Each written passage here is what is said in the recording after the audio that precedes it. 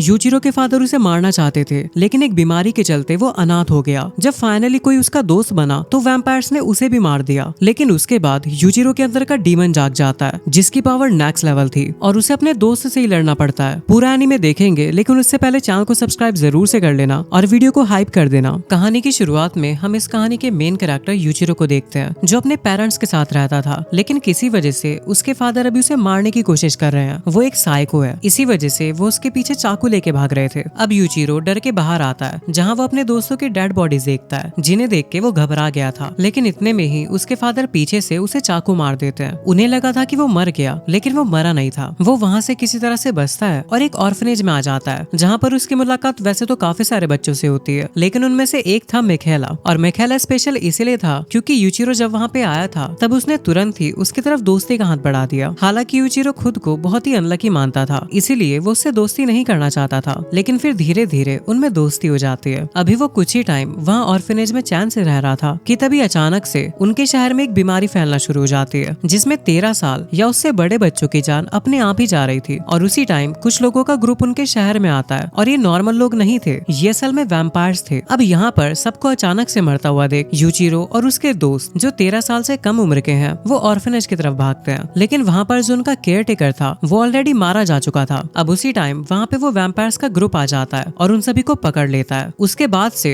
Yujiro और उसके दोस्तों को 4 साल के लिए कैद में रखा गया। वो जगह तो बहुत बड़ी थी, लेकिन वो एक कैद खाने की तरह थी। उन्हें 4 साल तक अच्छे से ट्रीट किया जाएगा और उनके ब्लड को निकाला जाएगा जब तक कि वो पूरे 13 साल के नहीं हो जाते। यूजिरो यहाँ पर बिल्कुल भी खुश नहीं था। तभी वो सामने देखता है कि 2 वैम्पायर्स अभी एक बच्चे के हाथ पर पैर रखते हुए जा रहे हैं, साथ ही वो उस बच्चे को इग्नोर कर रहे थे। यूजिरो को इस पर बहुत गुस्सा आता है, लेकिन वो वैम्पायर्स उसे उठाकर नीचे फेंकने लगते हैं। मिखेला उन्हें रोकने की कोशिश कर रहा था, पर वो छोटा था इसलिए कुछ भी नहीं कर पाता। तभी वहाँ पे वैम्पायर प्रिंस भी आ जाता है, जिसका नाम फेरेड है। वो मिखेला को बहुत पसंद करता है, मतलब उसका ब्लड उसे काफी पसंद था। इसी वजह से वो मिखेला को अपने मैंशन में बुलाने आया था। इसके लिए मिखेला तैयार था, लेकिन इसके बदले वो यूजिरो को माफ करने को कहता है, इसीलिए यूजिरो को माफ कर दिया गया था। साथ ही रात को उन्हें काफी अच्छा खाना भी दिया गया। यूजिरो जानता था कि मिखेला ने इसके लिए अपना काफी सारा ब्लड सैक्रिफाइस किया है। अब रात के टाइम पे जब मिखेला वापस आता है तो यूजिरो उससे यही बात कर रहा था, पर मिखेला उसे बताता है कि वो वहाँ पे सिर्फ इसीलिए नहीं गया था कि वो यूजिरो को बचाना चाहता था, बल्कि उसके वहाँ पे जाने के और भी कई कारण है। उसे वहाँ पर अभी एक गन मिली है और साथ ही साथ एक मैप भी, जो कि यहाँ से बाहर निकलने का है। वो सभी को जगाते हैं और निकलने का प्लान बनाते हैं। जब वो वहाँ से जा रहे थे तो वो बिल्कुल छुप कर निकल रहे थे। उन्हें पहले तो आसपास के रास्ते पता थे, पर जब वो आगे जाते हैं तो उन्हें वहाँ पे कोई आइडिया नहीं था कि उन्हें करना क्या है। अब उसी दौरान उनकी मुलाकात प्रिंस फेरेड से होती है। वो बताता है कि ये सब उसकी चाल थी। वो सिर्फ उन्हें एक होप देना चाहता था कि वो सब यहाँ से भाग सकते हैं, लेकिन ये सब सच नहीं है। उसे बस इन बच्चों को परेशान करने में मजा आता था। अब वो एक छोटी बच्ची को उठाता है और उसका ब्लड पीते हुए उसे तब तक नहीं छोड़ता जब तक कि वो मर नहीं जाती। ये देख के यूजिरो को बहुत गुस्सा आता है। वो तुरंत अपनी गन निकालकर उस पे गोली चलाता है, लेकिन फेरेड उसकी गोली से बच गया था और इसके बाद वो बाकी सबको भी मारने लगता है। आखिर में अकाने बचती है, जिसे यूजिरो पसंद करता था, लेकिन फेरेड उसे भी मार डालता है। यहाँ पर मिखेला तुरंत ही यूजिरो के हाथ से गन लेते हुए फेरेड पर हमला कर रहा था, लेकिन फेरेड ने उसे भी मार के नीचे फेंक दिया था। उसी दौरान यूजिरो आगे बढ़ता है और मिखेला के हाथों से गन छीनते हुए दूसरी डायरेक्शन से फेरेड के सर पे गोली मार के उसे जान से मार डालता है। वैसे अभी मिखेला पूरी तरह से मरा नहीं था, इसी वजह से यूजिरो उसे भी अपने साथ ले जाने वाला था, पर मिखेला कहता है कि नहीं, वो उसके प्लान को खराब कर देगा। अगर वो उसे साथ ले गया तो वो लोग रास्ते में ही पकड़े जाएंगे, क्योंकि अब मिखेला चल नहीं सकता था। यूजिरो को उसकी बात माननी पड़ती है और इसके बाद अब वो भागता है। जब वो बाहर के रास्ते पर गिर चुका था तो वहाँ से वो अचानक से नीचे की तरफ गिर जाता है, जहाँ पर चारों तरफ सिर्फ बर्फ ही बर्फ थी। लेकिन वहाँ पर उसकी मुलाकात 3 लोगों से होती है। वो जो सामने था वो कहता है, लगता है तुम उन लोगों से बचकर आ गए हो। अगर तुम हमारी मदद करो तो हम उनमें से कई लोगों को मार सकते हैं। वो यहाँ पर कुछ भी नहीं कहता और तुरंत ही उसे गले लगा लेता है और इसके बाद वो कहता है कि वो उन सभी वैम्पायर्स को खत्म कर देगा, भले ही इसके लिए उसे कुछ भी करना पड़े। अब असली कहानी यहाँ से शुरू होती है। कुछ साल बीत चुके थे। यूजिरो उस आदमी के ग्रुप में ज्वाइन हो चुका है और अब वो एक हंटर बन चुका था और उसकी फाइट अभी एक मॉन्स्टर के साथ चल रही थी। लेकिन कुछ ही देर बाद हम उसे एक स्कूल में देखते हैं। अभी उसे रूल तोड़ने के लिए सजा मिली हुई थी। ये स्कूल हंटर्स के लिए बनाया गया है। अगर वो रूल्स तोड़ते हैं तो उन्हें यहाँ पर आना पड़ता है। यूजिरो यहाँ पर भी मस्ती कर रहा था, जिस वजह से सर कहते हैं कि वो उसे सस्पेंड कर देंगे और यूजिरो तो यही चाहता था, क्योंकि बाहर जाकर वो मॉन्स्टर से लड़ सकता है। तभी पीछे की सीट पर बैठी एक लड़की शियोना उससे कहती है कि उसे ऐसी गलती नहीं करनी चाहिए, क्योंकि सस्पेंड का मतलब ये है कि उसे और भी ज्यादा देर तक यहाँ पे रुकना होगा। वैसे यूचिरो को जो सस्पेंशन मिला है उसे दूर करने का सिर्फ एक ही तरीका है, उसे यहाँ पर किसी एक से दोस्ती करनी है। अब यहाँ हमें पहले का सीन दिखाया जाता है जब यूचिरो की मुलाकात उन 3 लोगों से होती है। वो जो पहले वाला लड़का था वो बताता है कि वो डीमन आर्मी में हेड है और उनका काम इन वैम्पायर्स को खत्म करना है। उसका नाम गुरन था।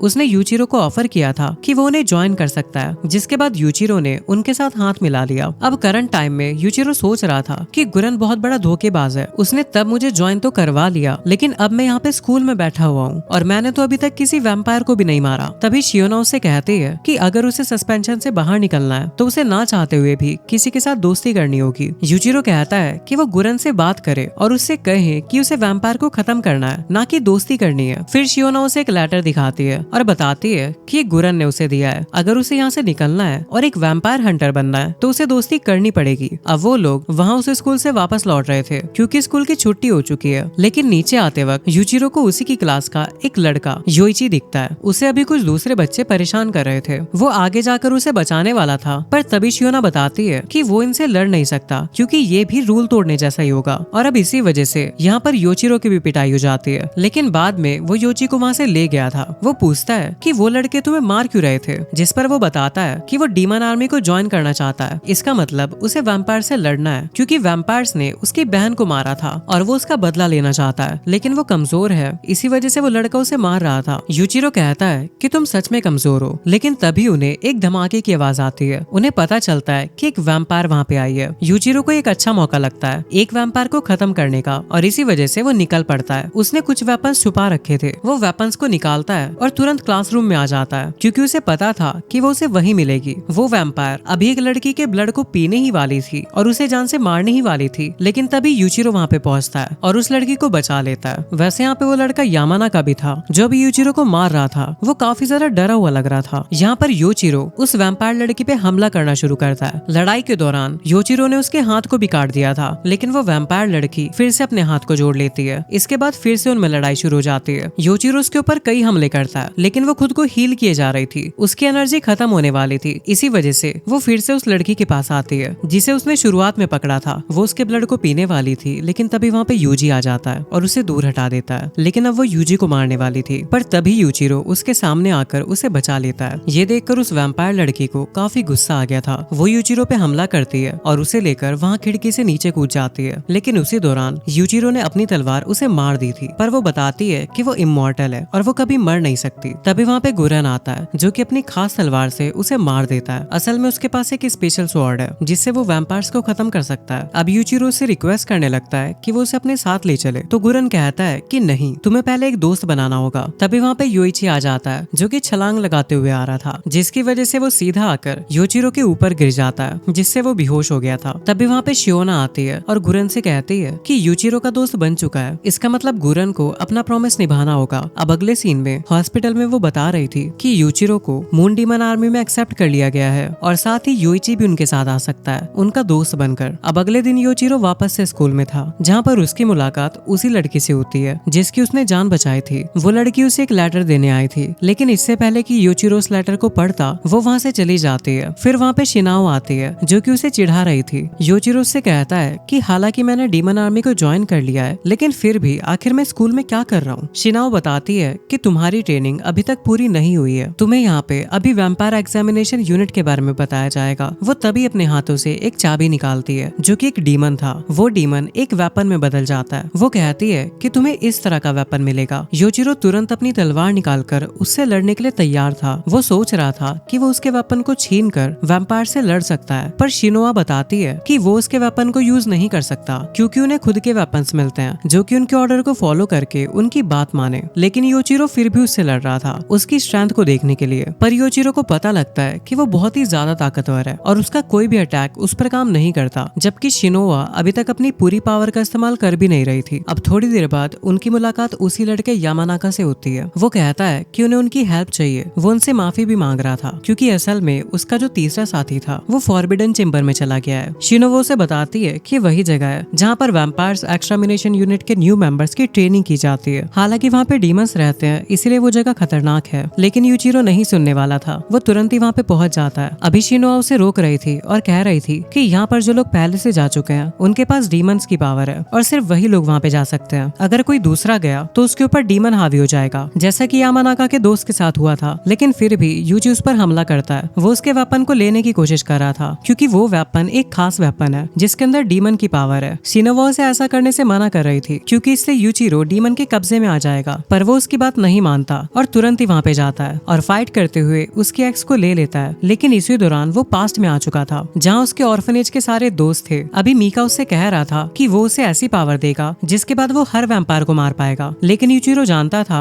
कि ये डीमन है, जिसकी वजह से यूचिरो उस ड्रीम को तोड़ देता है और वापस जाग जाता है। ये देख के शिनोआ और यूजी दोनों ही बहुत खुश थे क्योंकि यूचिरो पूरी तरह से ठीक हो चुका है। यूचिरो पूछता है कि क्या वो उस वेपन को रख ले, लेकिन शिनोआ कहते हैं कि उन्हें वेपन्स गुरन साइन करके देता है। लेकिन क्योंकि यूचिरो ने अपनी काबिलियत साबित कर दी है, इसी वजह से वो फॉरबिडन चेंबर में आके ट्रेनिंग जरूर कर सकता है। इसके बाद एक दूसरे शहर का सीन आता है जहाँ पर हम एक मॉन्स्टर को देखते हैं। वो लोगों पर हमला कर रहा था, लेकिन उसी वक्त वहाँ पे मिखेला पहुंचता है और उस मॉन्स्टर को मार देता है और हमें जानने को मिलता है कि मिखेला एक वैम्पायर बन चुका है। वहाँ पर और भी वैम्पायर्स आते हैं और उन लोगों से कहते हैं कि वो उन्हें प्रोटेक्ट कर सकते हैं अगर वो उन्हें अपना ब्लड दे तो। इस बात पर सभी ह्यूमंस तैयार थे। वहीं पर एक छोटी बच्ची आती है और मिखेला को अपना ब्लड ऑफर करती है। मिखेला को उसे देखकर अपना पास्ट याद आ गया था और हमें जानने को मिलता है कि जब यूचिरो उस जगह से भागा था तब वहाँ पर 3 लोग आए थे जो कि मिखेला को खत्म करने वाले थे। लेकिन उसी दौरान वहाँ पे क्वीन क्रूल भी आती है। वो वहाँ पे मिखेला को पड़ा हुआ देखती है। हालांकि मिखेला मरने वाला था, लेकिन वो कहती है कि उसे मिखेला चाहिए और इसी वजह से वो उसे अपना ब्लड दे देती है, जिसके कारण मिखेला तब से वैम्पायर बन चुका है। इसके बाद हम यूचिरो को देखते हैं। वो फिर से स्कूल आ रहा था, लेकिन उसी दौरान वो एक लड़के से टकराता है। वो लड़का इतना गुस्से वाला था कि तुरंत ही उसे पंच मार देता है। हालांकि वो उसे जवाब नहीं देता। बाद में योइची और शिनोआ उससे पूछते हैं कि उसके चेहरे पे चोट कैसे लगी, लेकिन वो बताता है कि उसकी फाइट हुई थी। इसके बाद वो अपनी क्लास में पहुंचता है जो कि अभी गुरन लेने वाला था। यहाँ पर पहले तो वो एक स्पीच देता है और उसके बाद अपनी सीट पे जाता है, लेकिन वहाँ उस सीट पर वही लड़का बैठा हुआ था जिसने यूचिरो को मारा था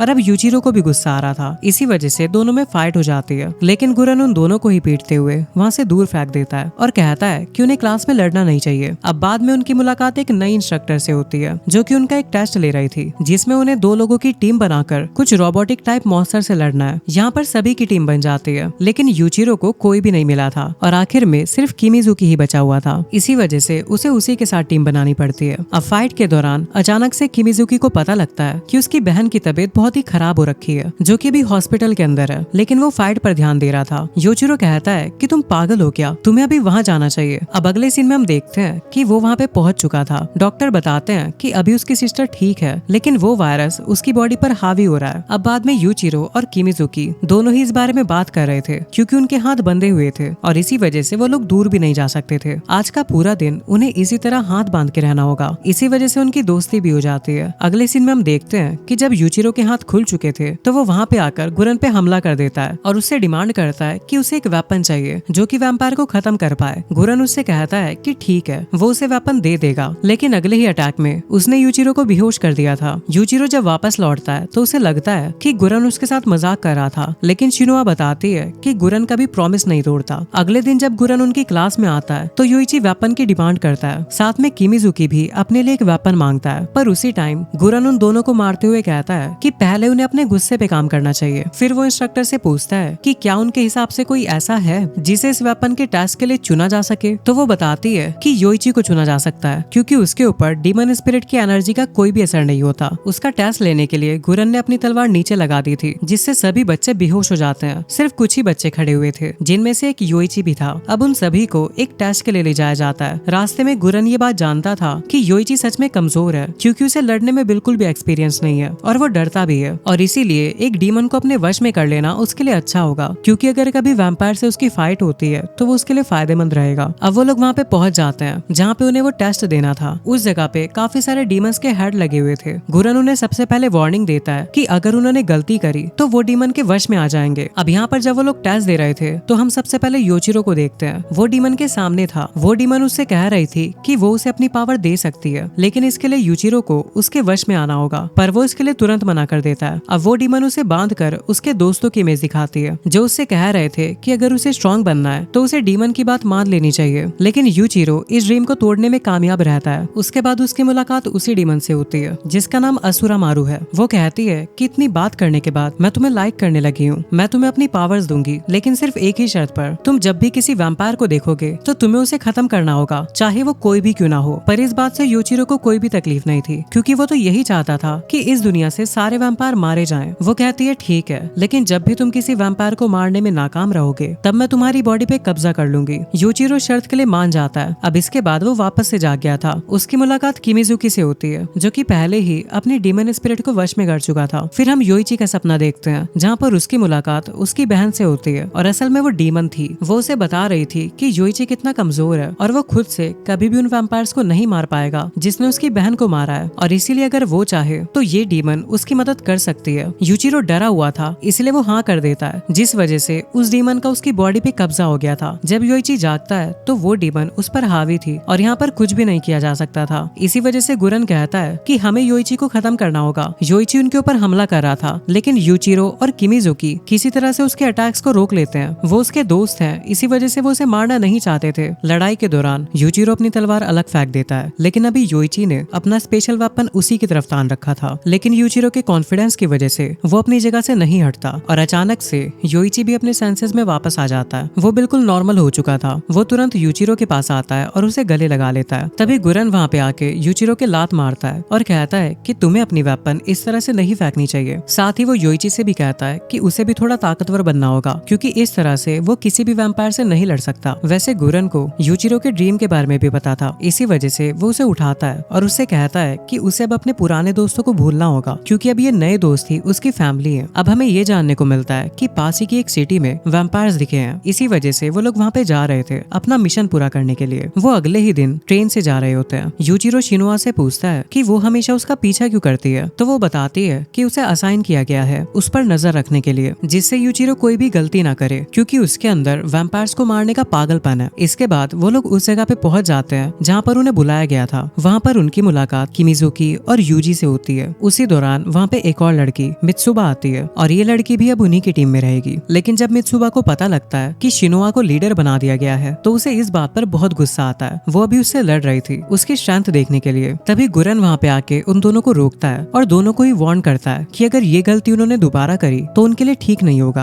अब इसके बाद गुरन सभी को मित्सुबा से इंट्रोड्यूस करते हुए बताता है कि हमेशा जो वैम्पायर हंटिंग की टीम रहती है उसमें 5 मेंबर को ऐड किया जाता है, जिससे वो टीम वर्क के थ्रू वैम्पायर को खत्म कर सके और इनके किसी भी मेंबर को नुकसान न हो। हालांकि यूचिरो को इससे कोई फर्क नहीं पड़ता। वो तो ये कह रहा था कि जल्दी से जल्दी उन्हें वैम्पायर दिखे ताकि वो लोग उन्हें खत्म कर सके। तभी मित्सुबा उस पर हमला कर देती है, लेकिन यूचिरो ने उसके पैरों को पकड़ लिया था। वो पूछता है कि वो ऐसा क्यों कर रही है, जिस पर वो कहती है कि वो बस उसके रिफ्लेक्स चेक करना चाहती थी। फिर गुरन उन्हें बताता है कि सीधे ही किसी वैम्पायर को खत्म करना एक बेवकूफी होगी, क्योंकि यहाँ पर वो ह्यूमन सर्वेंट्स को बचाने के लिए आए हैं, ना कि वैम्पायर्स को खत्म करने के लिए। हाँ, अगर जरूरत पड़ी तो वो ऐसा कर सकते हैं, लेकिन जब तक जरूरत नहीं है उन्हें छुप कर ही रहना होगा। अब इसके बाद वो लोग वहाँ से आगे बढ़ गए थे और कुछ ही देर बाद वो वैम्पायर्स की टेरिटरी में भी पहुंच जाते हैं, जहाँ पर मित्सुबा सभी से कह रही थी कि उन्हें चौकन्ना रहने की जरूरत है, क्योंकि यहाँ पे वैम्पायर्स कभी भी उन पर हमला कर सकते हैं। और इतने में ही यूचिरो वहाँ पे एक छोटी सी बच्ची को नोटिस करता है जिसके पीछे एक मॉन्स्टर पड़ा हुआ था। वो उसे बचाने वाला था, लेकिन मित्सुबा उसे रोकती है और कहती है कि शायद ये वैम्पायर की चाल हो सकती है। लेकिन यूचिरो थोड़ी देर तो देखता है, लेकिन जब वो लड़की काफी ज्यादा प्रॉब्लम में थी तो वो खुद को रोक नहीं पाता और वहाँ से उसे बचाने के लिए भागता है। वो मॉन्स्टर जब हमला करता है तो उसी दौरान यूचिरो ने वहाँ पर आकर उसका हाथ काट दिया। लेकिन अब वो मॉन्स्टर यूचिरो को अपना टारगेट बनाने वाला था, पर इतने में ही मित्सुबा वहाँ पे आकर उस मॉन्स्टर को काट देती है और उन्होंने उस लड़की को बचा लिया था। लेकिन मित्सुबा सही कह रही थी, ये वैम्पायर्स की ही एक चाल थी। वो अभी उन पर नजर रखे हुए थे। फिर वो अचानक से ही उन पर हमला कर देते हैं। वहाँ पर टोटल 3 वैम्पायर्स थे। उनसे लड़ते हुए यूचिरो सेराफ पावर को एक्टिवेट करता है, जिसके बाद उसकी हाफ बॉडी पे अचानक से कुछ निशान पड़ने स्टार्ट हो गए थे और अब वो पहले वाला मॉन्स्टर भी इन पर हमला कर रहा था। लेकिन वो टीम वर्क से काम लेते हैं और बहुत जल्दी ही उस मॉन्स्टर को मार गिराते हैं। और यहाँ पर यूचिरो ने भी वैम्पायर को रोक रखा था। वो उन पर हमला करके उन्हें खत्म करने ही वाला था, लेकिन वो पीछे हट जाते हैं। यूचिरो उठ के पीछे जाने वाला था, लेकिन इतने में ही शिनुआ कहती है कि हम वैम्पायर्स की टेरिटरी के अंदर आ चुके हैं और वो लोग जल्दी ही अपने बाकी साथियों को भी बुला लेंगे। इसी वजह से हमें यहाँ से निकलना चाहिए। अब उन्होंने जो बेस कैंप चुना था वो वहाँ पे वापस आ गए थे। वहाँ पर वो लड़की अभी यूचिरो को थैंक्स बोल रही थी। तभी मित्सुबा उसे कहती है कि उसे डरने की जरूरत नहीं है, अब वो बिल्कुल सेफ है। लेकिन मित्सुबा यूचिरो के ऊपर चिल्ला भी रही थी क्योंकि उसने उनकी जान को खतरे में डाला। लेकिन फिर भी अगर वो ऐसा ना करते तो उस बच्चे की जान नहीं बच पाती। इसी वजह से मित्सुबा उसे माफ भी कर देती है। बाद में वो बच्ची बताती है कि वो जो वैम्पायर्स का हाइड आउट है वो एक पुराना ट्रेन स्टेशन है। अब अगले ही दिन वो लोग उस जगह पे पहुंच जाते हैं। वहाँ पर आने के बाद जब वो अंदर आ रहे थे तो वो थोड़ा सतर्क थे, क्योंकि यहाँ पर उन्हें काफी सारे वैम्पायर्स मिल सकते हैं। लेकिन सबसे पहले उन्हें कुछ ह्यूमन चिल्ड्रन मिलते हैं जो कि काफी ज्यादा कमजोर थे, क्योंकि उनकी बॉडी से काफी ज्यादा ब्लड निकाल लिया गया था। यहाँ पर कोई वैम्पायर भी नहीं था। इसका मतलब अगर ये लोग चाहें तो यहाँ से भाग सकते हैं, लेकिन वो फिर भी नहीं भाग रहे थे। इसकी वजह ये थी क्योंकि वैम्पायर्स ने उनसे प्रॉमिस किया था कि अगर वो उन्हें अपना ब्लड देंगे तो वैम्पायर्स उन्हें प्रोटेक्ट करेंगे, और इसी वजह से कुछ ह्यूमंस तो इसके लिए खुद भी राजी हो जाते हैं। अब आगे बढ़ते हुए उन्हें एक वैम्पायर दिखता है। मित्सुबा कहती है कि सभी तैयार हो जाओ, लेकिन उनके इतना कहने से पहले यूजिरो अपनी तलवार लेके आगे बढ़ चुका था और वो एक ही अटैक के साथ उस वैम्पायर को खत्म कर देता है। मित्सुबा को बहुत गुस्सा आता है क्योंकि यूजिरो को ऐसे जल्दबाजी नहीं करनी चाहिए, लेकिन तभी यूजिरो उसे अपनी तरफ खींचता है। उसके पीछे एक और वैम्पायर था, वो उस पर भी हमला करते हुए उसे बीच में से काट देता है। लेकिन अब वहाँ पे वैम्पायर्स का एक ग्रुप आ गया था और उसके साथ साथ यहाँ पर 3 और वैम्पायर पीछे की तरफ से आ जाते हैं जो कि छुपे हुए थे। उन्हें ये पता लगता है कि शायद उस लड़की ने उनसे झूठ कहा था। वो वैम्पायर्स बताते हैं कि ये उनकी चाल थी, उन्होंने जानबूझ के उस लड़की को इनके साथ भेजा और अगर वो सच कह देती तो उसकी पूरी फैमिली मारी जाती। इसी वजह से उसने झूठ कहा। अब यहाँ पे लड़ाई शुरू हो गई थी। उन वैम्पायर्स का जो लीडर था वो अभी मित्सुबा को गले से पकड़ लेता है, लेकिन ये लोग फिर भी लड़ते जा रहे थे। वो सभी लोग मिलके काम करते हैं और उन वैम्पायर्स को बहुत ही जल्दी हरा देते हैं। साथ ही यूचिरो ने हमला करते हुए उस लीडर को भी मार दिया था। हालांकि पूरे वैम्पायर्स अभी मारे नहीं गए थे, लेकिन मित्सुबा बच चुकी थी। अभी बहुत सारे वैम्पायर्स उन्हें घेरे हुए थे और यहाँ पर एक राउंड और फाइट होती है। पर फिर हम देखते हैं कि शाम तक उन्होंने सभी को मारकर उन सभी बच्चों को बचा लिया है। वो उन सभी को वापस कैंपस लेके आते हैं, जहाँ पर वो छोटी बच्ची जिसने झूठ कहा था वो यूचिरो से माफी मांग रही थी। लेकिन यूचिरो से कहता है कि कोई बात नहीं, तुमने ये सब अपनी फैमिली को बचाने के लिए किया। अब वो यहाँ से चली जाती है। तभी मित्सुबा वहाँ पर आकर यूचिरो को थैंक यू कहती है क्योंकि उसने उसकी जान बचाई थी। फिर वो वहाँ से चली जाती है। अब अगले दिन हम देखते हैं कि अभी किमिजुकी एक कार के वायर को जोड़ रहा था। ये कार वहाँ पे ऐसे ही पड़ी हुई थी और किस्मत से वो चालू भी हो जाती है। यूचिरो पूछता है कि क्या तुम इसे ड्राइव कर सकते हो, लेकिन किमिजुकी बताता है कि उसे ड्राइव करना नहीं आता, इसीलिए अब यूचिरो ही ड्राइविंग सीख रहा है। जिस दौरान वो कई बार कार को ठोकता है, लेकिन फिर भी उसने इतनी ड्राइविंग तो सीख ली थी कि वो एक कैंपस से दूसरे कैंप तक जा सके। इसलिए वो सभी लोग उस कार के अंदर बैठ के जा रहे थे। उसी दौरान उनके सामने एक वैम्पायर आ जाता है। यूचिरो नोटिस करता है कि ये बहुत ही हाई रैंक का वैम्पायर था और वो गाड़ी भी नहीं रुक रही थी, इसीलिए वो सभी लोग गाड़ी से कूद जाते हैं और वो वैम्पायर उस गाड़ी को अपने एक हाथ से रोक लेता है और उन्हीं की तरफ फेंक देता है, जिसके बाद वो गाड़ी ब्लास्ट हो गई थी, पर उससे किसी को चोट नहीं लगी थी। लेकिन फिर अचानक से वो वैम्पायर हमला करना शुरू कर देता है और किसी तरह से यूचिरो की तलवार पर हमला करते हुए उसे वहाँ से दूर फेंक देता है। ये लोग सोच रहे थे कि शायद ये लोग मिलकर उसे हरा देंगे, लेकिन इतने में ही वहाँ पे 2 और वैम्पायर आ जाते हैं। यहाँ पर यूचिरो कह रहा था कि हम उन तीनों को नहीं हरा सकते, हमें यहाँ से निकलना होगा, लेकिन शिनोआ कहती है कि अगर हमने भागने की कोशिश की तो हम वैसे भी मारे जाएंगे, इसीलिए हमें अपनी पूरी ताकत लगाकर लड़ना होगा। वहाँ पर जो नए वैम्पायर्स आए थे उनमें से एक लड़की उस पहले वाले वैम्पायर से कहती है कि फेरेड उन्हें बुला रहा है, इसलिए हमें अभी जाना होगा। वो वैम्पायर तुरंत ही यूचिरो के पीछे आ जाता है और उससे कहता है कि ये फाइट हम किसी और दिन कंटिन्यू करेंगे, और इतना कह के वो वहाँ से चला जाता है। शिनोआ खुश थी क्योंकि वो लोग हाई रैंक के वैम्पायर्स को नहीं हरा सकते थे, लेकिन फिर भी उनकी जान बच गई। पर यूचिरो को गुस्सा आ रहा था क्योंकि वो हाई रैंक वैम्पायर्स सिर्फ उनके साथ खेल रहे थे और वो गुस्सा इस बात से था कि वो वैम्पायर से काफी ज्यादा कमजोर है। तभी शिनोआ कहती है कि अगर उसे ताकतवर बनना है तो वो मैजिकल कर सीख सकता है। ये कई तरह की टेक्निक्स होती है, लेकिन ये इतनी खतरनाक होती है कि सामने वाला अपने दिमाग पर से काबू हटा देगा, तब वो सिर्फ अटैक करेगा और इससे उसकी टीम को भी नुकसान हो सकता है। इसलिए शिनोआ कहती है कि अभी उसे इसके बारे में नहीं सोचना चाहिए। अब इसके बाद वो लोग अपनी फैसिलिटी जहाँ पर वो लोग रुक रहे थे वहीं पे चले आए थे, लेकिन वहाँ पर हम देखते हैं कि अभी कुछ हेलीकॉप्टर्स वहाँ पे आ रहे हैं जो कि अननोन थे। इसी वजह से वो लोग उन पर हमला करना शुरू कर देते हैं। उन पर हमला करने के बाद उन्होंने लगभग सारे हेलीकॉप्टर्स को गिरा दिया था, लेकिन कुछ हेलीकॉप्टर्स उन्हें डॉज भी कर रहे थे। इसी दौरान एक बड़ा सा प्लेन आकर वहाँ पे टकराता है। उस प्लेन के अंदर से 2 वैम्पायर्स निकलते हैं जो कि आसपास देखकर कहते हैं कि सब कुछ सही है, इसीलिए उनमें से बाकी वैम्पायर्स भी निकलने लगे थे। जब यूचिरो और उसका ग्रुप यहाँ पे पहुंचता है तो वो समझ जाते हैं कि उनके ऊपर हमला हुआ है, इसीलिए ये भी उनकी मदद करने लगते हैं। लेकिन वहाँ पर काफी ज्यादा वैम्पायर्स थे, इसी वजह से उनसे लड़ना इनके लिए काफी ज्यादा मुश्किल हो रहा था। लेकिन अब वहाँ पर एक रीइंफोर्समेंट टीम पहुंचती है और वो भी लड़ने लगती है। अभी वो जो हेलीकॉप्टर्स इनके अटैक से बच गए थे वो भी यहाँ पर हमला कर रहे थे, लेकिन योइची अपने स्पेशल वेपन से उनके ऊपर हमला करता है और उन्हें नीचे गिरा देता है। लेकिन इसी दौरान एक वैम्पायर उसके ऊपर हमला करने वाला था, लेकिन शिनोआ वहाँ पर आकर उसे बचा लेती है। अब योइची फिर से फायरिंग करके उस हेलीकॉप्टर को भी नीचे गिरा देता है। अब इसी तरह टीम वर्क से लड़ने के बाद कुछ ही देर में वहाँ के सारे वैम्पायर्स को मार दिया गया था। इन्हें सभी सोल्जर थैंक यू कहते हैं और बाद में जब वो लोग यहाँ से जा रहे थे इन्हें बताया बताया जाता है कि इन्हें वेस्ट फैक्ट्री में जाना होगा क्योंकि वहाँ पर भी इनकी मदद की जरूरत है। इसके बाद हम ईस्ट फैक्ट्री में आते हैं जहाँ पर हम गुरन को देखते हैं। वो अभी वहाँ से कुछ ही दूर फेरिड पर नजर रखे हुए था। वहीं पर मीका भी था और वो लोग अभी अपनी वैम्पायर आर्मी के साथ थे और इसी तरफ हमला करने का प्लान बना रहे थे। अब गुरन के पास एक लड़की आ रही थी पर तभी एक वैम्पायर उसके ऊपर हमला कर देता है। पर उसी दौरान एक और लड़की आती है जो कि डीमन आर्मी की एक हाई रैंक की मेंबर थी। वो यहाँ पर उस वैम्पायर को काफी आसानी से खत्म कर देती है। उसका नाम मीटो है। साथ ही अब यहाँ पर उनके बाकी मेंबर्स भी आ जाते हैं। इसके बाद गुरन उनसे कहता है कि हमें फेरिड को खत्म करना होगा इससे पहले कि वो हमारी फैक्ट्री में एंटर करें। दूसरी तरफ वहाँ फेरिड मीका से कह रहा था कि अगर उसके सामने यूजिरो आ गया तो क्या वो उसे खत्म कर पाएगा। इस पर मीका कुछ नहीं कहता और इग्नोर करते हुए वहाँ से चला जाता है। फिर हम 4 साल पहले उसी टाइम का सीन देखते हैं जब क्वीन क्रूल ने मीका को बचाया था। वो मीका को बताती है कि अगर वो ह्यूमंस का ब्लड नहीं पिएगा तो वो मारा जाएगा क्योंकि वैम्पायर्स को ऐसा ही करना पड़ता है और अगर उसने एक बार वो ब्लड पी लिया तो इससे वो इमॉर्टल हो सकता है। लेकिन मीका मॉन्स्टर नहीं था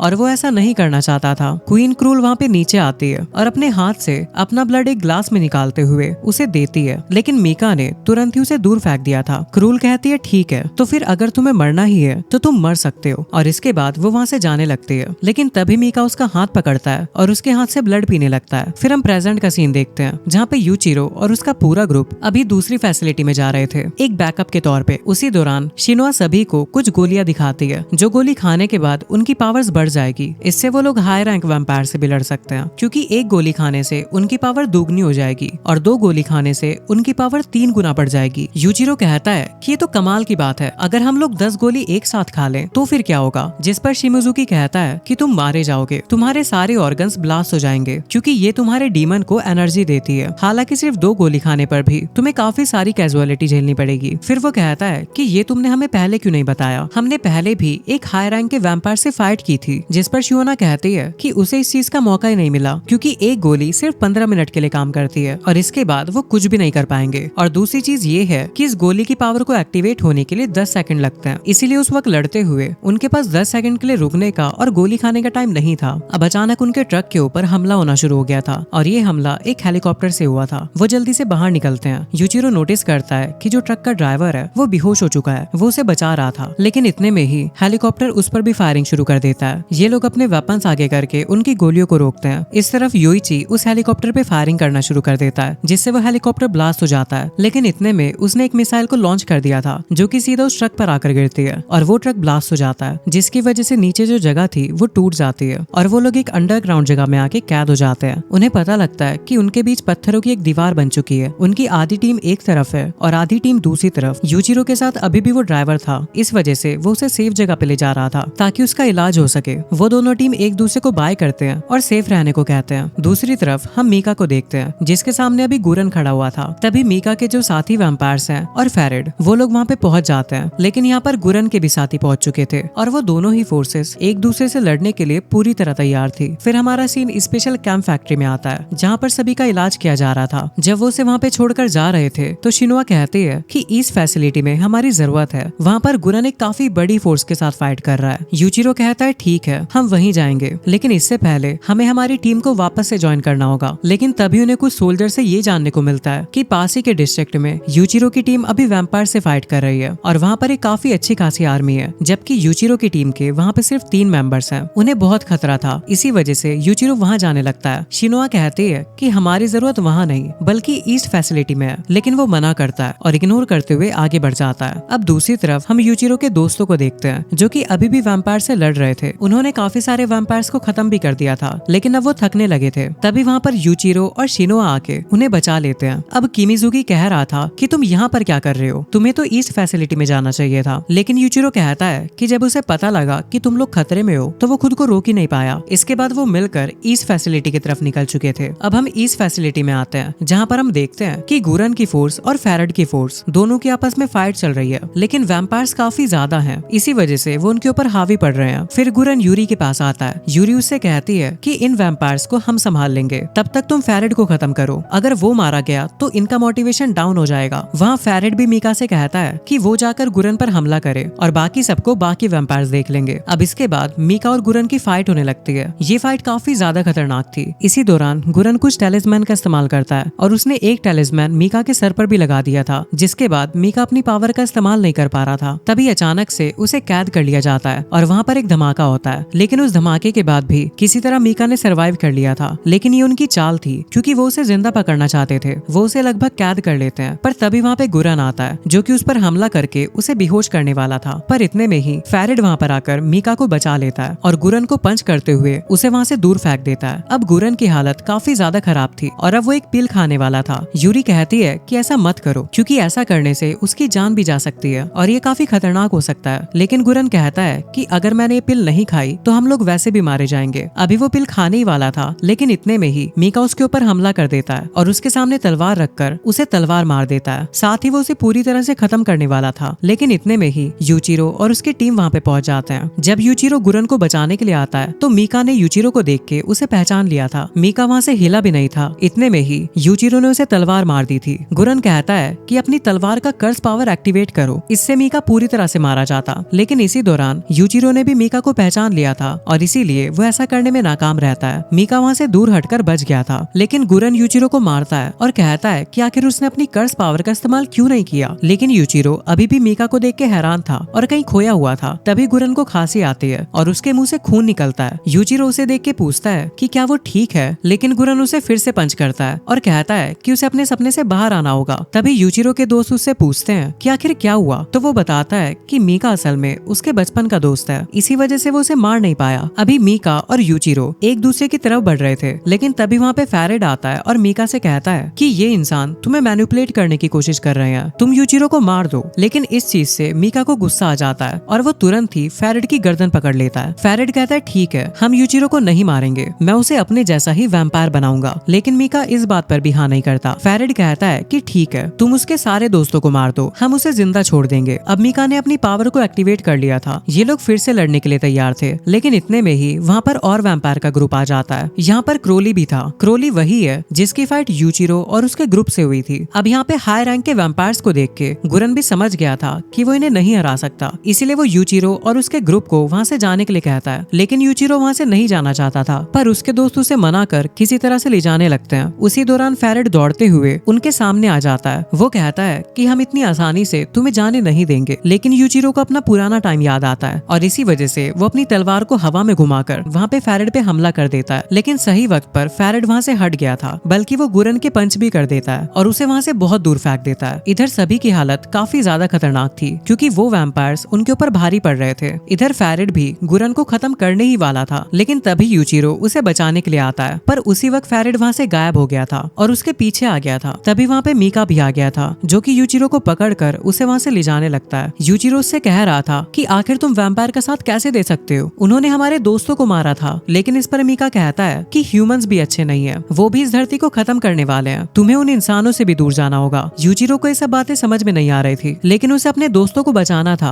वो देखता है कि सभी वैम्पायर्स उसके दोस्तों को पकड़ रहे हैं और अगर उसने बचाने में देरी करी तो उसके सारे दोस्त मारे जाएंगे। यूचिरो वहाँ से जाने लगता है, लेकिन मीका उसे पकड़ लेता है। वो कहता है कि नहीं, तुम्हें ऐसा करने की जरूरत नहीं है। यूचिरो को काफी बुरा लग रहा था। वो देखता है कि उसके दोस्त मरने ही वाले हैं। तभी वो चिल्लाता है और अचानक से उसकी एक आंख से खून निकलने लगता है। हम उसके स्पिरिट वर्ल्ड में देखते हैं, जहाँ पे असुरा मारू थी। यूचिरो पूछता है कि क्या तुम मेरी बॉडी पर कंट्रोल बनाने की कोशिश कर रही हो, जिस पर असुरा मारू कहती है कि नहीं, क्योंकि यूचिरो की बॉडी के अंदर एक और मॉन्स्टर है जो कि अब बाहर निकलने को तैयार हो रहा है। वो ये सुन के हैरान था। तभी उसके सामने काफी सारे ट्रम्पेट्स आते हैं। यूचिरो को समझ में नहीं आ रहा था कि आखिर उसके स्पिरिट वर्ल्ड के अंदर इतने सारे ट्रम्पेट्स क्या कर रहे हैं। पर असुरा मारू कहती है कि अब कुछ नहीं हो सकता, वो मॉन्स्टर बाहर आकर ही रहेगा। अब हम उसके स्पिरिट वर्ल्ड से बाहर देखते हैं। उसकी बॉडी से अचानक एक ब्लैक ऑरा निकलना शुरू हो गया था और फिर अचानक से उसकी पीठ से कुछ स्पाइक जैसी चीजें निकलनी शुरू हो गई थी। वो खतरनाक मॉन्स्टर की तरह लग रहा था। उसका खुद पर जरा सा भी कंट्रोल नहीं था। वो आगे बढ़ता है, लेकिन तभी वहाँ पे क्रोली आ जाता है। भले ही वो एक हाई रैंक का वैम्पायर है, लेकिन फिर भी वो यूचिरो के सामने टिक नहीं पाता। थोड़ी देर पहले हमने देखा था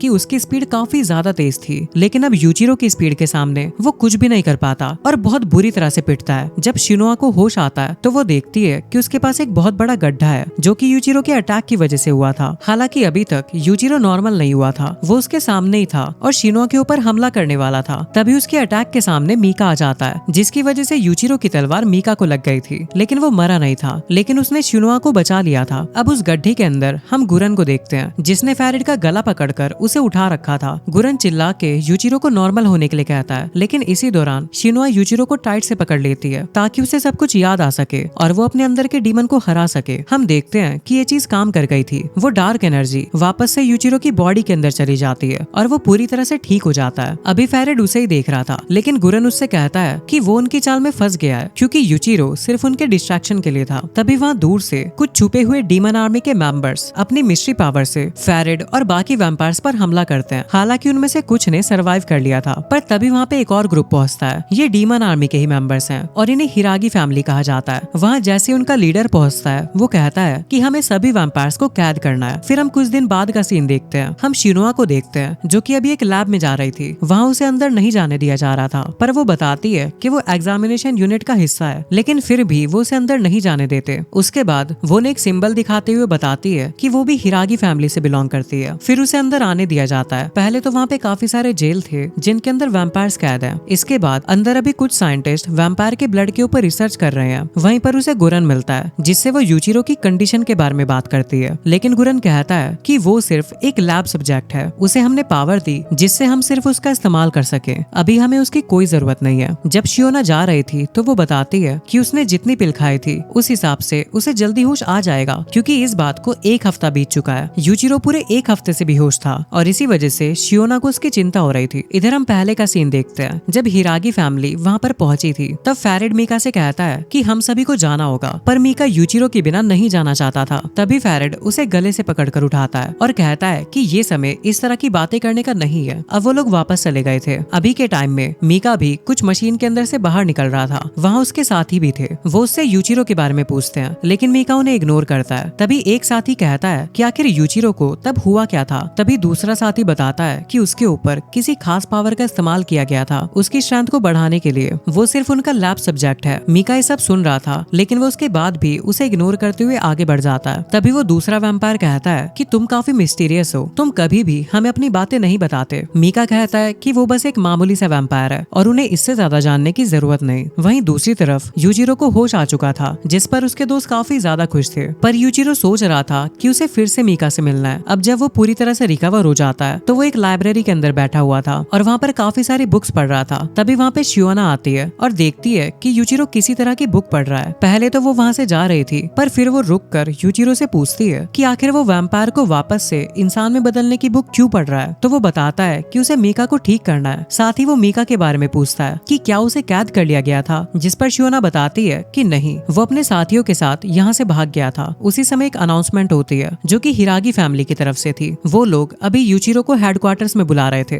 रास्ते में उसे गुरन मिलता है। वो उससे कहता है कि हिरागी फैमिली तुम्हें अपनी आर्मी में ज्वाइन करने को कहेगी क्योंकि उनका ग्रुप अलग है, लेकिन तुम इसके लिए मना कर देना। अब जब यूजिरो वहाँ पे पहुँचता है तो वहाँ पे बाहर उसे मित्सुबा मिलती है। उसे यहाँ पे प्रमोशन के लिए बुलाया गया था, लेकिन मित्सुबा खुद को प्रमोट नहीं करवाना चाहती थी क्योंकि उसके हिसाब से वो इसके लायक नहीं है। पर यूजिरो से समझाता है कि नहीं, तुम इसके लायक हो और इसी वजह से तुम्हें प्रमोशन मिला है। अंदर आने के बाद यूजिरो को सामने एक वैम्पायर दिखता है जो उस पर हमला कर रहा था, पर यूजिरो उसे तुरंत खत्म कर देता है। ये हिरागी फैमिली ने किया था यूजिरो की लॉयल्टीज की पावर देखने के लिए। वो दोनों फाइट करते हैं। यहाँ पर यूजिरो को अपनी स्पेशल पावर को एक्टिवेट करने से मना कर दिया गया था। लड़ाई के दौरान यूजिरो बहुत ही जल्दी हार जाता है। हालांकि जब वो लीडर वापस लौट रहा था तब यूजिरो गुस्से में उस पे हमला करता है क्योंकि उसने उसे कमजोर कहा था। पर ये चीज उस लीडर को अच्छी लगती है। वो उसके अटैक को रोक कर अपने भाई से कहता है कि वो उससे लड़े। उसका भाई जब यूजिरो से लड़ता है तो वो भी उसे हरा देता है, लेकिन इसमें उसे भी थोड़ी सी प्रॉब्लम हुई थी। लेकिन अब वो भी यूजिरो को कमजोर कह रहा था। वो उससे ये भी कहता है कि आखिर गुरन ने तुम्हें वो स्पेशल वेपन यूज करना क्यों नहीं सिखाया। यूजिरो पूछता है कि आखिर उसका टेस्ट क्यों लिया जा रहा है। तो इस पर वो लीडर बताता है कि उन्हें शक है कि उनके बीच में एक स्पाई है जो कि वैम्पायर के लिए काम करता है और इसी वजह से वो उसका पता लगाने की कोशिश कर रहे हैं। अगले सीन में वो यूजिरो को एक जगह पर बंद करते हैं और बताते हैं कि उन्होंने किमिजुकी और योइची को पहले ही कैद करके रखा है। अगर यूजिरो ने सब कुछ सच सच नहीं बताया तो वो उन्हें टॉर्चर करेंगे। वो ऐसा नहीं चाहता था, इसीलिए हिरागी फैमिली का लीडर कुरेटो से पूछता है कि बताओ आखिर तुम गुरन का साथ क्यों दे रहे हो जबकि तुम हमारी इतनी पावरफुल फैमिली को भी ज्वाइन कर सकते हो। यूजिरो बताता है कि जब वो वैम्पायर टेरिटरी से भागा था तब वो एक ऑर्फनेज में था, लेकिन गुरन ने उसे संभाला। तभी कुरेटो कहता है कि गुरन तो खुद ही ऑर्फनेज के बच्चों पे रिसर्च करता है जिससे उनकी हिडन एबिलिटीज का पता लगा सके। ये सुन के यूजिरो हैरान था, उसे कुछ भी समझ नहीं आ रहा था। पर कुरेटो यूजिरो से अपनी फैमिली ज्वाइन करने को कहता है, पर यूजिरो बोलता है कि वो ऐसा नहीं करना चाहता और अब उसके दोस्तों को आजाद कर दिया जाए क्योंकि उसने सब कुछ सच सच बता दिया। उसके दोस्त दोस्त आजाद तो हो जाते हैं पर वो बेहोश हो गए थे क्योंकि वो बहुत देर से कैद है। यूजिरो ने उठाकर बाहर ला रहा था जहाँ पर उसकी मुलाकात मित्सुबा से होती है। वो पूछती है कि क्या हुआ पर वो उसे सच नहीं बताता। तभी वहाँ पर गुरन भी आता है। यूजिरो उसके पास आता है और उससे कहता है कि वो उसकी हिडन पावर्स को एक्टिवेट कैसे कर सकता है। साथ ही उसे ये भी बताता है कि उसने हिरागी फैमिली को मना कर दिया है, लेकिन इसके बदले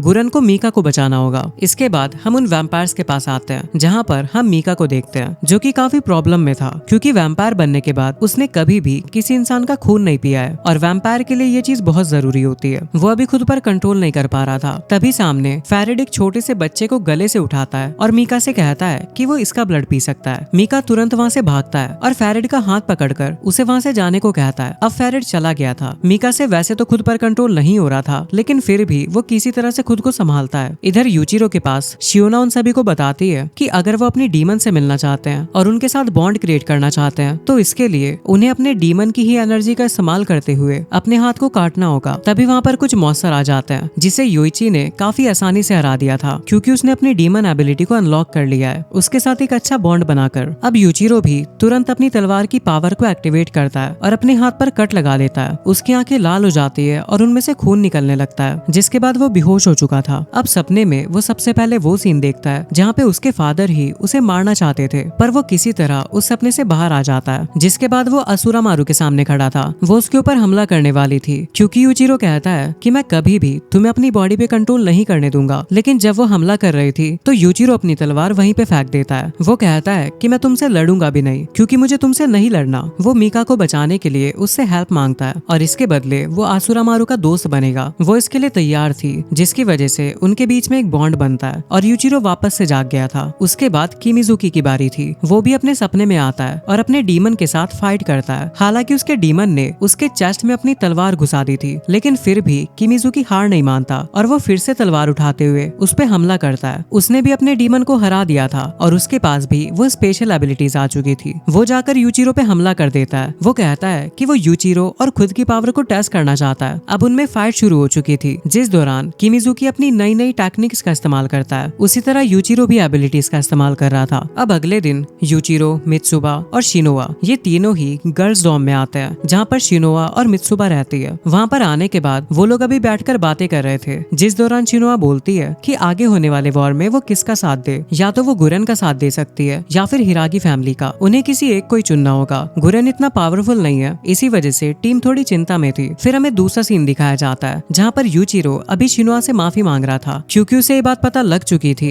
कि उस दौरान वो एक मॉन्स्टर में बदल गया था और तब उसने शिनोआ के ऊपर हमला भी किया था, लेकिन शिनोआ उसे माफ कर देती है। वहीं गुरन और हिरागी फैमिली में से उन्होंने गुरन को चुना था। यूजिरो कहता है कि उसने मेरी मदद की थी, इसी वजह से मैं उसे धोखा नहीं दे सकता और वैसे भी मुझे मीका को बचाना है और इसीलिए मुझे वैम्पायर वर्ल्ड के हिडन सीक्रेट्स का भी पता लगाना होगा। इसी वजह से मैं हिरागी फैमिली के साथ नहीं जाना चाहता। अब यहाँ पर पूरी टीम उसे सपोर्ट करती है और गुरन का साथ देने का डिसाइड करती है। दूसरी तरफ मीका यहाँ क्वीन के पास आता है। वो क्रूल से कहता है कि आखिर वैम्पायर लॉर्ड यूजिरो को क्यों पकड़ना चाहते हैं। तो क्रूल कहती है कि ये तुम्हारे सोचने का काम नहीं है, लेकिन इस पर मीका को गुस्सा आ जाता है और वो हमला कर रहा था। पर क्रूल उसके अटैक को रोकते हुए कहती है कि वो अभी उसे नहीं हरा सकता। वो बताती है कि बहुत जल्द एक वॉर होने वाली है, अगर तुम यूजिरो को उससे पहले बचा सकते हो तो बचा लो, वरना बहुत बड़ी प्रॉब्लम हो जाएगी। मीका प्रॉमिस करता है कि वो यूजिरो को बचाएगा। इस तरफ यूजिरो और उसका ग्रुप एक नई फैसिलिटी की तरफ चले गए थे। रास्ते में उन्हें बहुत खतरनाक बड़े बड़े मॉन्स्टर मिलते हैं, लेकिन अब वो इतने पावरफुल हो चुके थे कि उन मॉन्स्टर्स को हराना उनके लिए कोई बड़ी बात नहीं थी। पर इन सब चीजों के चक्कर में वो फैसिलिटी में जाने में लेट हो चुके थे। वहाँ पर गुरन था। वो उन्हें देख लेता है और उन पर चिल्लाता है कि आखिर वो इतने लेट क्यों हुए। पर यूजिरो सारा ब्लेम अपने ऊपर ले लेता है। बाद में गुरन ने उसे माफ भी कर दिया था। वो सभी सोल्जर्स को मोटिवेशन देता है और बताता है कि सिटी में बहुत सारे हाई रैंक के वैम्पायर्स हैं और आज उन्हें उन सभी को खत्म करना होगा, जो कि इम्पॉसिबल टास्क है। लेकिन फिर भी वो आज ऐसा करने की कोशिश करेंगे क्योंकि उनके पास कोई दूसरा चारा नहीं है। कुछ देर बाद गुरन यूजिरो को अपने ग्रुप से मिलवाता है। वो वहाँ यूजिरो की तारीफ कर रहा था, सारा ब्लेम अपने ऊपर ले लिया। तभी बाहर शिनोआ को यूजिरो के चीखने की आवाज आती है। वो और पूरा ग्रुप अंदर आते हैं, लेकिन वहाँ पर वो यूजिरो को ऊपर बंधा हुआ देखते हैं। शिनोआ तुरंत उसे आजाद करने लगती है, लेकिन इतने में वहाँ पे स्मोक फैलने लगता है और वो सब सिर्फ एक इल्यूजन था। गुरन शिनोआ से कहता है कि तुमने लेट आने पर भी सारा ब्लेम खुद पर नहीं लिया, जबकि तुम इस ग्रुप की लीडर हो, तुम्हें डिसीजन लेना चाहिए था। शिनोआ कहती है कि वो एक अच्छी लीडर है। गुरन कहता है लेकिन मैं ये कैसे मान लूं, तुम्हें एक टेस्ट बैटल करना होगा, इसके लिए शिनुआ और बाकी लोग तैयार थे। अगले सीन में उनमें फाइट शुरू होती है, जिस दौरान हम देखते हैं कि वो गुरन के साथ ही अभी यूचिरो की टीम मेंबर्स को बहुत ही आसानी से हरा रहे थे। हालांकि यूचिरो अभी गुरन के साथ फाइट कर रहा था, जिस दौरान गुरन उसके सर पर एक टैलिस्मैन लगा देता है। इससे यूचिरो अपनी स्पेशल पावर का इस्तेमाल नहीं कर सकता था, लेकिन वो तुरंत ही गुरन की तरफ भागता है, क्योंकि जैसे ये टैलिस्मैन ब्लास्ट करेगा तो वो मारा जा सकता है। इसीलिए वो गुरन के पास भाग रहा था, क्योंकि इस सिचुएशन में सबसे सही डिसीजन वही है। उसी समय वो दूसरा लड़का हमला करता है, पर यूचिरो उसके अटैक को रोक लेता है। तभी गुरन ने यूचिरो के सर पर से उस टैलिस्मैन को हटा दिया था। साथ ही इससे यूचिरो बेहोश भी हो चुका था। बाद में वो शिनुआ से कहता है कि उसका ग्रुप किसी काम का नहीं है, वो कभी भी एक हाई लेवल के वैम्पायर को नहीं हरा पाएंगे। शिनुआ और बाकी लोग भी उदास थे। दूसरी तरफ हम मीका को देखते हैं। उसकी खून की प्यास अब काफी ज्यादा बढ़ती जा रही थी। अभी कुछ बच्चों को एक जगह से दूसरी जगह ले जाया जा रहा था। उसका साथी वैम्पायर कहता है कि उसे फालतू नहीं सोचना चाहिए और इनका ब्लड कंज्यूम कर लेना चाहिए, क्योंकि इसमें उसका ही फायदा है। लेकिन मीका वहाँ से चला जाता है और वो अभी छुप कर क्वीन क्रूल का दिया हुआ ब्लड पी रहा था, जो कि उसने ऐसी सिचुएशन के लिए ही स्टोर कर रखा था। लेकिन अब उससे भी कुछ फायदा नहीं हो रहा था, क्योंकि अब उसे इंसानी खून चाहिए। वो भागता है और उन बच्चों को पकड़ लेता है, लेकिन तभी उसे होश आ गया था और इसी वजह से वो उसे कुछ नहीं करता और जाने देता है। दूसरी तरफ यूचिरो के ग्रुप की मुलाकात नारुमी के ग्रुप से होती है। दूसरी तरफ हम देखते हैं कि योइची और शिनेया, जो कि वही लड़का है जो स्पिरिचुअल टाइगर्स का इस्तेमाल कर सकता है, वो लोग एक टावर के ऊपर छुपे हुए थे, क्योंकि उन्हें एक नोबल वैम्पायर का पता चला था। यूचिरो और नारुमी का ग्रुप एक साथ उस पर हमला करेंगे और ये दोनों यहाँ से उन्हें बैकअप देंगे। इन्हें वो नोबल वैम्पायर पहले ही दिख जाता है और ये उसके ऊपर हमला करते हैं, लेकिन वो नोबल वैम्पायर इस चीज का पहले ही पता लगा लेता है और अपने बटलर को आगे कर देता है। उसी दौरान यूचिरो और नारुमी के ग्रुप ने भी हमला कर दिया था, पर वो नोबल वैम्पायर काफी ज्यादा पावरफुल था। वो सभी को अकेले ही संभाल रहा था, पर उसे भी एक चीज में तकलीफ हो रही थी और वो प्रॉब्लम तब बढ़ जाती है जब उसका एक हाथ कट जाता है और किमिजुकी उस हाथ को अपनी पावर से वेपराइज कर देता है, जिससे उस नोबल वैम्पायर को काफी ज्यादा गुस्सा आ गया था। वो हमला करने के लिए आगे बढ़ रहा था, पर तभी वहाँ पे योइची और शिनिया आ गए थे। वो वैम्पायर जानता था कि वो मारा जाने वाला है, लेकिन वो किसी और के हाथों नहीं मरना चाहता था, इसीलिए वो उन्हीं से उनकी तलवार छीनते हुए खुद को ही मार लेता है। दूसरी तरफ गुरन ने भी एक नोबल वैम्पायर को हरा दिया था। तभी वहाँ पर एक लड़का आता है। वो बताता है कि उनकी फाइट भी एक नोबल वैम्पायर से हुई है और वो बहुत ही खतरनाक है, उसे हराना लगभग नामुमकिन है। गुरन समझ गया था कि ये शायद क्रोली की चाल हो सकती है। वो उन्हें एक ट्रैप में फंसाने की कोशिश कर रहा है, इसी वजह से वो वहाँ से बाहर निकल जाता है ताकि अपनी टीम मेंबर्स को ज्वाइन कर सके।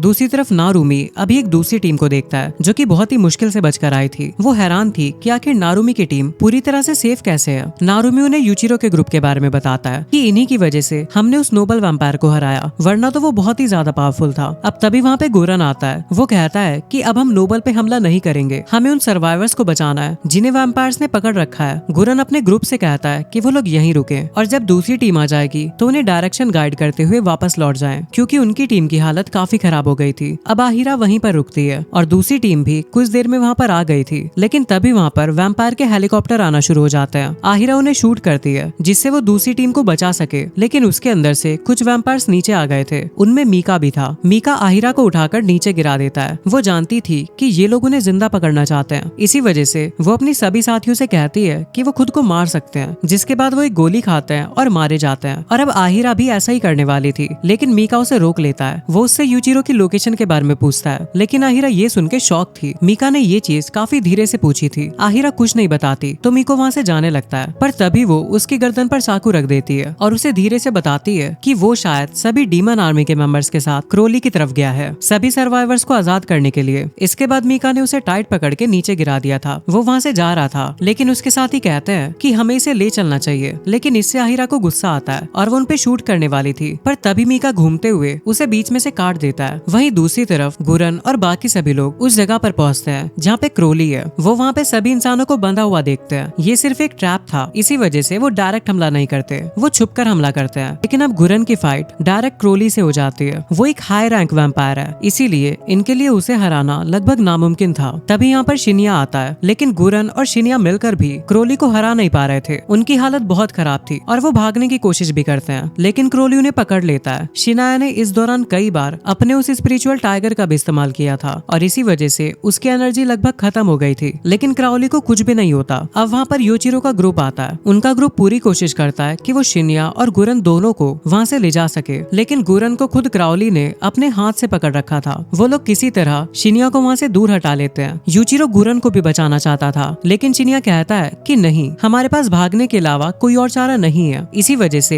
यूचिरो को थोड़ा बहुत लड़कर वहाँ से निकलना पड़ता है। तभी वहाँ पे गुरन की टीम भी आ चुकी थी। वो अपने इल्यूजन पावर का इस्तेमाल करते हुए इन्हें ट्रैप करने की कोशिश भी करते हैं, पर वो भी क्राउली के सामने नहीं टिक पा रहे थे। और साथ ही साथ अब क्राउली के 2 और असिस्टेंट भी वहाँ पर आ गए थे, जिन्हें हराना नामुमकिन था। इसी वजह से गुरन कहता है कि तुम लोगों को यहाँ से निकलना होगा। हालांकि वो अपने दोस्तों को धोखा नहीं देना चाहते थे, पर सिचुएशन के हिसाब से उन्हें यही डिसीजन लेना पड़ा। बाहर उनकी मुलाकात यूचिरो और बाकी सभी से होती है। यहाँ पर शिन्या यूचिरो पे बहुत गुस्सा था उसके एक्शंस को लेकर, पर यूचिरो कहता है कि उसे गुरन को बचाना है, क्योंकि वैम्पायर वर्ल्ड से निकलने के बाद सिर्फ गुरन ही था जिसने उसे सहारा दिया था। वो उसे इस तरह से धोखा नहीं दे सकता। वो 2 पिल्स खाने वाला था जिनसे उनकी पावर बढ़ती है। मित्सुबा और शिनोआ उसे रोकने की कोशिश करते हैं, लेकिन वो ऐसा नहीं कर पाते क्योंकि यूचिरो ने वो पिल्स खा ली थी। इसके बाद उसकी पावर बढ़ती है, लेकिन अचानक से वो बेहोश हो गया था और अपने स्पिरिट वर्ल्ड में आ चुका था, जहाँ वो आसुरामारू की हेल्प मांगता है गुरन को बचाने के लिए। लेकिन आसुरामारू कहती है कि वो पहले ही मारा जा चुका है, अब तुम क्या करोगे। लेकिन ऐसा वो यूचिरो के लिए कह रही थी क्योंकि उसने 2 पिल्स एक साथ खा ली है। वो बताती है कि सिर्फ एंजल्स उसे जिंदा रखने की कोशिश कर रहे हैं, पर यूचिरो को कुछ भी समझ नहीं आ रहा था। तभी वो अपने सामने ट्रम्पेट देखता है और वो उसकी तरफ बढ़ने लगता है। आसुरामारू बताती है कि उसे इन्हें नहीं छूना चाहिए क्योंकि ये ईवल पावर को बिलोंग करता है। अगर यूचिरो ने इसे बजाया तो इससे असली डीमन की पावर एक्टिवेट हो जाएगी, जिन्हें यूचिरो नहीं संभाल सकता। लेकिन यूचिरो आगे बढ़ रहा था, वो उसकी बात नहीं सुन रहा था। इसी वजह से आसुरामारू उस पर हमला करती है और कहती है कि ठीक है, फिर मैं तुम्हें 2 मिनट के लिए अपनी पावर देने के लिए तैयार हूँ, पर अगर तुम 2 मिनट तक इन पावर से इन्हें नहीं हरा पाए तो इसके बाद वो डीमन तुम पर हावी हो जाएगा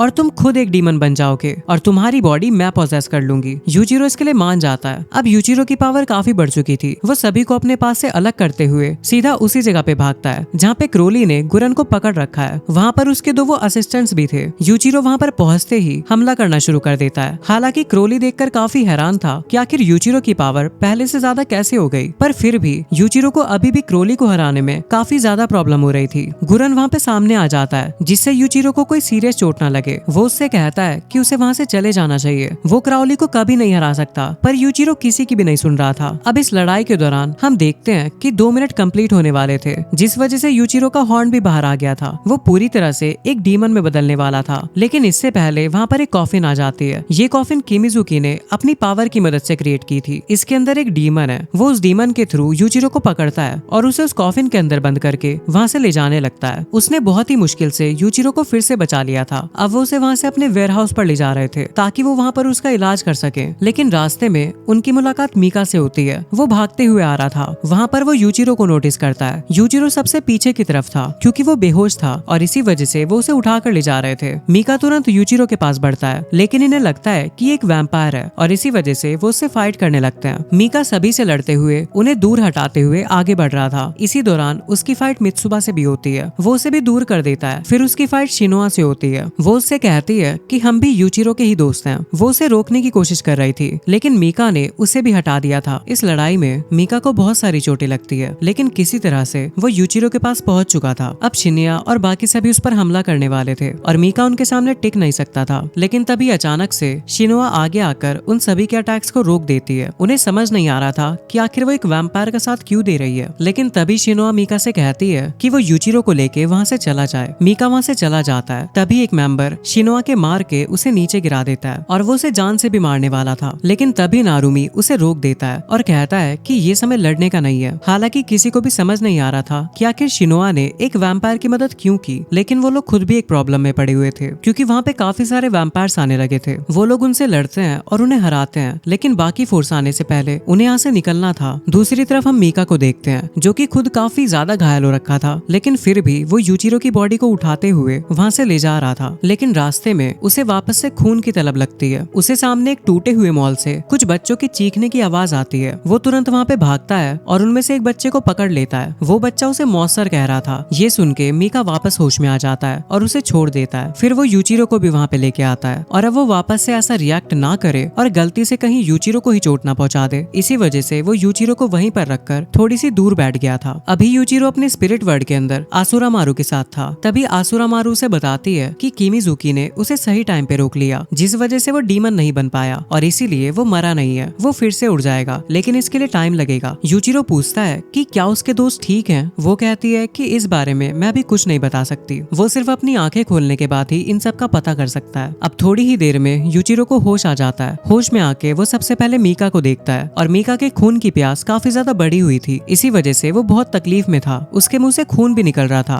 यूचिरो कहता है कि तुम मेरा ब्लड पी सकते हो, लेकिन मीका तुरंत दूर हट जाता है। अब यूचिरो ने अपने हाथ पे कट लगा लिया था। वो कहता है कि इससे मुझे कुछ नहीं होगा और साथ ही तुम भी बच जाओगे। पहले तो मीका इसके लिए तैयार नहीं था, लेकिन फिर वो खुद पर कंट्रोल नहीं कर पाता और यूचिरो का ब्लड पी लेता है, जिससे फाइनली अब वो एक इमॉर्टल वैम्पायर बन चुका था। इसका मतलब उसे जो चोट लगी थी वो अपने आप ही हील होना शुरू हो जाएगी, जैसे कि बाकी वैम्पायर्स के साथ होता है। इसके बाद वो लोग आगे बढ़ गए थे। रास्ते में मीका यूचिरो को समझाने की कोशिश करता है कि उसे अब इंसानों से दूर रहना होगा, क्योंकि वो उसका फायदा उठाना चाहते हैं। लेकिन यूचिरो अभी अपने दोस्तों को ही ढूंढ रहा था, तो मीका थोड़ा फोर्सफुली उसे मनाने की कोशिश करता है। लेकिन जब यूचिरो नहीं मानता तो वो फाइनली उसे बता देता है कि वो लोग नियरेस्ट फैसिलिटी की तरफ गए होंगे। अब वो लोग एक गाड़ी की मदद से वहाँ पे जाने लगते हैं। रास्ते में मीका बता रहा था कि इंसान और वैम्पायर्स यूचिरो को सेम रीजन की वजह से पकड़ना चाहते हैं। वो चाहते हैं कि वो उसकी मिस्टीरियस पावर का इस्तेमाल करें। दूसरी तरफ बाकी लोग फैसिलिटी में पहुंचने के बाद शियोना के ऊपर गुस्सा कर रहे थे, यहाँ तक कि वो लोग उस पर हमला भी कर रहे थे। पर शिनाया सभी को रोक देता है। वो कहता है कि हमें किसी को मारने की परमिशन नहीं है और इस तरह की सिचुएशन में तो बिल्कुल भी नहीं, क्योंकि हम नहीं चाहते कि हमारे ही लोग कम हो जाएं। अभी नियरेस्ट फैसिलिटी में कोई भी नहीं है, जबकि वहाँ पे और भी लोगों का होना जरूरी था। तभी उन्हें इंस्ट्रक्शंस मिलते हैं। उसी समय शिनिया कहता है कि हमें कुछ सोचना होगा, क्योंकि हमें गुरन को भी रेस्क्यू करना है। जब तक यहाँ पे दूसरी स्क्वाड नहीं आ जाती तब तक हम इस चीज पर प्लानिंग कर सकते हैं कि आखिर हम गुरन को कैसे बचाएंगे। वहीं दूसरी तरफ गुरन को अभी बहुत मारा जा रहा था। वो उससे पूछ रहे थे कि उनके जो साथी हैं वो कहाँ पर छुपे हैं, लेकिन गुरन उन्हें कुछ नहीं बता रहा था और इतना पिटने की वजह से वो बेहोश हो गया था। बेहोशी में वो अपने डीमन को सामने देखता है। वो कह रही थी कि अगर वो चाहे तो वो उसे अपनी पावर दे सकती है, जिससे गुरन यहाँ से बचकर निकल जाएगा, जिस पर गुरन भी हाँ कर देता है। वो अपनी डीमन पावर का इस्तेमाल तो करता है, पर वहाँ पे क्वीन क्रूल भी आ जाती है, जो कि बहुत ही आसानी से गुरन को हरा देती है। साथ ही वो उससे पूछती है कि आखिर उसके दोस्त कहाँ छुपे हैं। अब गुरन मजबूरी में या फिर कुछ सोचकर उन्हें बता देता है कि वो लोग यहाँ से बहुत दूर एक फैसिलिटी में छुपे हैं। उसने लोकेशन भी बता दी थी और इसी वजह से क्रूल सभी को उन पर हमला करने के लिए भेज देती है। उसके बाद हम फैसिलिटी का सीन देखते हैं, जहाँ पे काफी सारे हेलीकॉप्टर्स आना शुरू हो गए थे। वो समझ गए थे कि उनके ऊपर हमला हो रहा है, लेकिन वो नोटिस करते हैं कि ये हेलीकॉप्टर तो हिरागी फैमिली का है, जिसके अंदर उनका लीडर कुरेटो बैठा था। वो बाहर आता है तो शिनाया उसे सारी बातें बताता है कि गुरन को पकड़ लिया गया है। उन्होंने कोशिश की लेकिन वो उसे आजाद नहीं करा पाए। तभी वो ऑर्डर देते हुए एक मिस्टीरियस कंटेनर निकलवा लेता है। शिनाया को लगता है कि शायद वो कुछ इवल प्लानिंग कर रहा है और इसी वजह से वो अपना वेपन भी निकाल लेता है, पर तभी कुरेटो के साथी उसे रोकते हैं। वहीं नारुमी भी आगे आके हमला करने के लिए तैयार था, लेकिन उसके टीममेट्स उसे पकड़ लेते हैं और हमला करने से मना करते हैं। पर इतने में ही अचानक से कुरेटो ऑर्डर देता है कि पूरी टीम को खत्म कर दो, जिसके बाद उस कंटेनर के अंदर से अचानक से काफी सारी चेन्स निकलने लगती है, जो कि नारुमी की टीम मेंबर्स की बॉडी के आर पार हो चुकी थी। पर नारुमी अभी भी जिंदा था, इसी वजह से वो हमला करने के लिए आगे बढ़ता है, लेकिन फिर फाइट शुरू हो जाती है। तभी उसे बचाने के लिए वहाँ पर यूचिरो की टीम के सभी मेंबर्स आ गए थे। वो उनसे लड़ रहे थे, लेकिन कुरेटो के उस कंटेनर से मुकाबला करना काफी मुश्किल था। उसके अंदर से जो चेन्स निकल रहे थे वो कितनी भी दूर तक जा सकते थे। अब वहाँ पे यूचिरो और मीका भी पहुँचते हैं। मीका कहता है कि सभी को यहाँ से जाना होगा, वो लड़ नहीं सकते। पर यहाँ पे यूचिरो कुरेटो से लड़ने के लिए चैलेंज करता है, लेकिन उनमें लड़ाई हो पाती उससे पहले वहाँ पूरी वैम्पायर की आर्मी आ चुकी थी। उनमें फाइट शुरू होने लगती है, जिस दौरान हम देखते हैं कि गुरन भी उनके साथ ही था, लेकिन वो अभी अपने सेंसेस में नहीं था। इसी वजह से वो यूचिरो के ऊपर हमला कर देता है, लेकिन इसी दौरान मीका वहाँ पे आके उससे लड़ना शुरू कर देता है। गुरन पावरफुल था, लेकिन मीका भी कोई कम पावरफुल नहीं था। दूसरी तरफ वहाँ वो कंटेनर अभी भी सब पर हमला करते हुए उनके ब्लड को अब्सॉर्ब कर रहा था। इधर यूचिरो भी गुरन पर हमला करता है और उसे रोकता है, लेकिन वो उसे मार नहीं सकता था। इसी वजह से वो उसे वापस होश में लाने की कोशिश कर रहा था, पर तभी गुरन अचानक से उसे अपनी तलवार मार देता है। दूसरी तरफ जो कंटेनर था उसे जितना ब्लड अब्सॉर्ब करना था वो कर चुका था, इसलिए वो ब्लास्ट हो जाता है और उसके अंदर से एक एंजल एक ट्रम्पेट को लेके निकलती है। यहाँ पर किमिजुकी नोटिस करता है कि ये तो उसकी सिस्टर है, जो कि हॉस्पिटल के अंदर थी। उसे कुछ भी समझ नहीं आ रहा था। तभी अचानक से उसकी सिस्टर एंजल में कन्वर्ट होकर एक मॉन्स्टर में बदल जाती है और वो वहाँ पर छोटे छोटे और भी मॉन्स्टर ले आती है। वो छोटे छोटे मॉन्स्टर अभी वैम्पायर्स पर हमला कर रहे थे, लेकिन साथ ही साथ वो ह्यूमन सोल्जर्स को भी खा रहे थे। ये छोटे मॉन्स्टर उस एंजल के ब्लड से बने हुए हैं, जो ब्लड कुरेटो ने अभी कुछ नीडल्स के इस्तेमाल से उसकी बॉडी से निकाला था। यहाँ पर किमिजुकी अपनी सिस्टर की तरफ आगे बढ़ रहा था। वो लोग उसे रोक रहे थे, पर वो रुकने को तैयार ही नहीं था। इधर हम यूचिरो को देखते हैं, जिसकी हालत अभी थोड़ी खराब सी थी। इसी वजह से मीका उसे वहाँ से दूर ले जा रहा था, क्योंकि यहाँ रहना उसके लिए सेफ नहीं था। लेकिन यूचिरो कहता है कि वो अपने दोस्तों को धोखा नहीं दे सकता। उसी समय एक मॉन्स्टर आके मीका पे हमला करता है और मीका की ये चोट ठीक नहीं हो रही थी। यूजिरो उससे कहता है कि वो यहाँ पर इंतजार करे और यूजिरो तलवार उठा के उसे अपनी बॉडी में घुसा देता है, जिसके बाद वो अपने स्पिरिट वर्ल्ड में आ चुका था। वहाँ असुरामारू उससे कहती है कि अब हम कुछ नहीं कर सकते, लेकिन तभी यूजिरो वहाँ उस इविल ट्रम्पेट के पास आता है जिसे बजाने के लिए असुरामारू ने उसे मना किया था। वो उसे उठाता है और बजाने लगता है, जिसके बाद अचानक से उसकी बॉडी से वही डार्क स्पाइक निकलने लगते हैं और वो पहले की तरह एक मॉन्स्टर में बदल चुका था। वो उस एंजल के ऊपर हमला करता है और बहुत ही जल्दी उसे हरा देता है और इसी दौरान वो नीचे कुरेटो पे भी हमला करता है। कुरेटो को लग रहा था कि वो यूजिरो को रोक लेगा, लेकिन वो वहाँ से दूर जाके गिर गया था। लेकिन यूजिरो ने अपनी पावर का कुछ ज्यादा इस्तेमाल कर लिया था, इसी वजह से अब वो बेहोश हो गया था। तभी वहाँ पे क्वीन क्रल मीका से कहती है कि वो किसी भी तरह यूजिरो को बचा ले, लेकिन तभी वहाँ पे क्रोली और फेरिड आ गए थे। वो यहाँ पर क्रल पर हमला करते हैं और फेरिड किसी तरह से क्रल पे जंप करते हुए उसके ब्लड को पीना शुरू कर देता है और क्रल अनकॉन्शियस हो जाती है। अब फेरिड कहता है कि अब से वो वैम्पायर्स का नया लॉर्ड बन चुका है, इसका मतलब सभी लोग उसके ऑर्डर को मानेंगे। वहीं दूसरी तरफ शिनोआ और बाकी सभी ने यूजिरो और किमिजुकी को उठा लिया था। किमिजुकी अभी भी अनकॉन्शियस हालत में था, साथ में नाजुमी भी अभी उनकी मदद कर रहा था। उसने एक वॉल क्रिएट कर दी थी जिससे वो कुछ देर के लिए सोल्जर्स को रोक सके, लेकिन वो सभी सोल्जर्स उन्हें घेरने की कोशिश कर रहे थे। ये सोल्जर्स कुरेटो के हैं। वो चाहता है कि वो यूजिरो को पकड़ ले क्योंकि अभी उसे उसकी पावर चाहिए, लेकिन तभी वहाँ पे मीका आकर उन सोल्जर्स को हटाता है और कहता है कि वो लोग उसके साथ चले। अब वो सभी लोग वहाँ से भाग जाते हैं। फिर हमें 4 महीने बाद का सीन दिखाया जाता है जहाँ पे कुरेटो अपने सोल्जर्स के साथ कुछ प्लान कर रहा था। वहीं दूसरी तरफ वैम्पायर्स किसी का स्वागत कर रहे थे। इधर यूजिरो और बाकी लोग किमिजुकी की सिस्टर और गुरन को बचाने के लिए निकल पड़ते हैं और इसी के साथ ये सीजन यहीं एंड हो जाता है। चैनल को सब्सक्राइब करना मत भूलना।